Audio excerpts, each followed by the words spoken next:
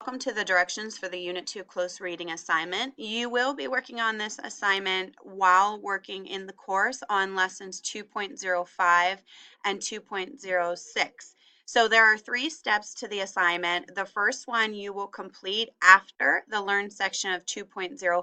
So you're going to start the lesson, stop, complete step 1, go back and finish the lesson 205 and also complete lesson 206 before moving on. So you're going to kind of do a little bit of work in the course, work on the lesson, a little work on the course, work on the assignment, a little work in the course, so you're kind of working back and forth a little bit. Steps 2 and 3 you can complete after you've finished both of the course lessons, but you're welcome, of course, to always refer back to any of those resources as you're working as well. So for step 1, there are 3 things that you're looking to do in the first reading of a text.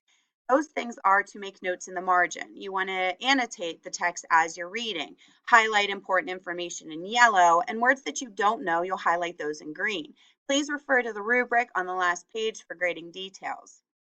So if you want to make annotations, which I'll show you how to do, with Word, you use Review up here on your toolbar. So usually you're probably in this area here where you can change the font. You can highlight using the highlighting tool, change the color of your highlighting tool, and things like that. Okay. Now to make annotations, so maybe you want to make a comment about the title. Maybe it reminds you of another text you read, something that you've heard. Maybe you're familiar with the author, or you'll notice here that this word is highlighted in green. Constrict. As I was reading, maybe this was a word I wasn't sure of. So this is a great place to make an annotation once I determine the meaning of this unknown word. Then I don't have to keep looking it up every time I encounter it.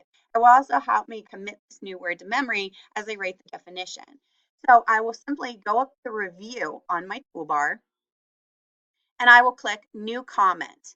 Once I do that, it will insert a comment for me, and I can just go ahead and type in the definition of the word, my text connection, anything else that I feel like is worth noting here for this particular term. You'll notice that this information is highlighted in yellow. Again, if you think it's going to be something that's important or something that jumps out at you, then highlight it to bring it to your attention as you're reading through again. The key to a close read is you're reading multiple times, and every time you read, you're getting another layer of meaning in your reading. So throughout step 1, you'll read this complete essay and you'll highlight, annotate, as you're reading through, again, words you don't know in green, important information in yellow. You can use that with the highlighter tool up here on your toolbar in the home area of Word. Or if you want to make an annotation, simply go up to Review and click New Comment.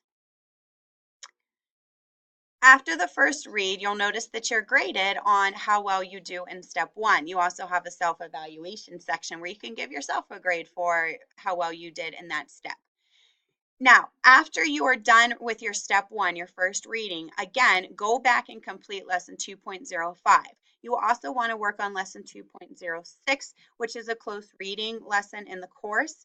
Then you'll reread the text and answer the questions that are embedded throughout. So you'll notice in red, there are questions that follow certain chunks of the text. So as you're rereading, these questions ask you to go back and look for something specific in the text. I think it's a good idea to maybe read the questions first, go back and complete the reading, and then challenge yourself to answer the questions.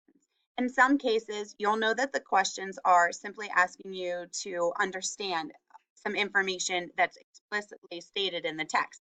How long was she supposed to stay in New York? This information is something that you can find written in the text, so it's a comprehension question. Other questions may ask you to make an inference, draw a conclusion, or even dig into some of the figurative language. This particular question will ask you to consider an excerpt from the paragraph. So you might be looking for author's purpose, meaning of words, meaning of phrases, the message, all of those things. So after you complete all of the questions throughout, you'll be ready to move on to step 3. Again, after you finish step 2, you can go back and look and see how well did you do. Comprehension questions, we're answering complete sentences with proper grammar and mechanics. So looking for some writing skills as you're analyzing the text with those questions. up to 20 points, and you can evaluate yourself as well.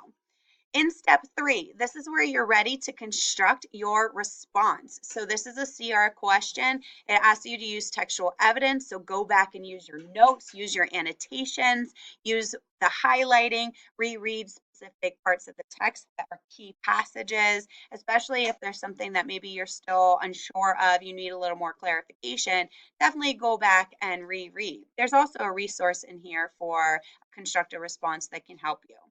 The prompt is set up and asks you to reread the final section of Goodbye to All That. So I've included the last couple of paragraphs here of the text for you to read a third time, maybe even a fourth time, and then you'll be able to address the prompt. Analyze how Didion's view of living in New York changes from the beginning of the story to the end. How does the final section of the essay portray how she came to this understanding, her feelings about it, and the consequences of it? So also a great question to maybe keep in the back of your mind as you're reading, but you will get to this stage probably in a couple of days. This should take you a little bit of time as you're reading, rereading, and answering the questions. So you'll be given lots of time to work on this assignment. And if you have any questions, make sure you ask your teacher.